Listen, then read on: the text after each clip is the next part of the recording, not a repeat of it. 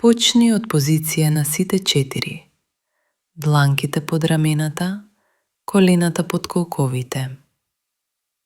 Повлечи го десното колено напред.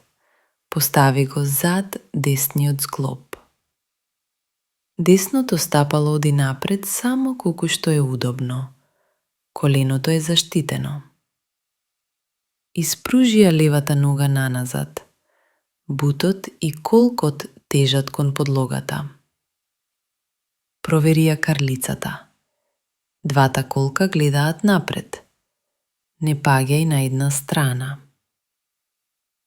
Ако карлицата не допира до подот, постави блок или перниче под десниот колк.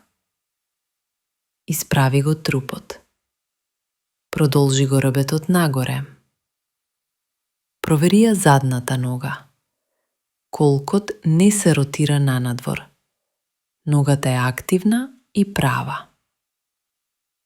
Со вдишување подигни ги градите. Отвори го предниот дел од телото. Свиткај ја задната нога во коленото. Приближи во стапалото кон задникот. Фати го стапалото со истата страна рака.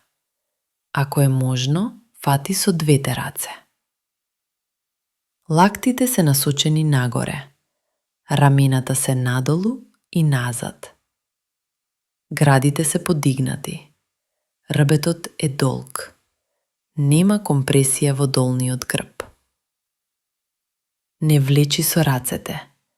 Нозете и трупот ја создаваат позата. Вратот е долг. Погледот напред или малку нагоре. Диши мирно, без задржување на здивот. Остани во позата. 5 до 8 длабоки вдишувања. Со секој вдишување создавај простор во градите. Со секој издишување омекни ги колковите без да ја губиш стабилноста. Не форсирај. Ако почувствуваш болка во коленото или долниот грб, излези веднаш. Излез од позата. Полека отпушти го стапалото. Исправи ја задната нога. Со помош на рацете врати се во позиција на сите 4. Одмори еден здив.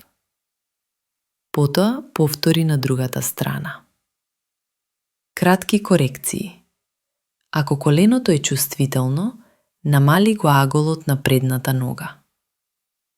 Ако долниот грб се компресира, остани во исправена варијација без фаќање на стапалото.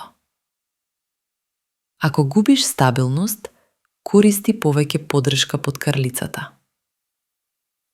Оваа поза не се практикува со повреди на колена или долен грб без соодветна поддршка. Крај.